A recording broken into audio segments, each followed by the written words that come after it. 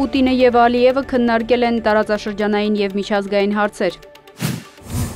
Բաքվում ձերբակալված Սպուտնիկ Ադրբեջանի գլխավոր խմբագիր Եվգենի Բելոուսովի նկատմամբ խափանման միջոց է ընտրվել տնային կալանքը։ Փողերի լվացման և անօրինական եկամուտներ ստանալու համար մեղադրանք է առաջադրվել Վրաստանի նախկին վարչապետ Իրակլի Ղարիբաշվիլուն։ Ռուսական ռազմական ինքնաթիռները խախտել են Լիտվայի օդային տարածքը։ Ռուսաստանի պաշտպանության նախարարությունը հերքել է մեղադրանքը։ Ռուսաստանը և Ուկրաինան փոխադարձ հարվածներ են հասցրել։ Եթե Ռուսաստանի տարածքին հարվածելու համար տոմահավք կիրառվի, պատասխանը կլինի շատ լուրջ՝ Պուտին։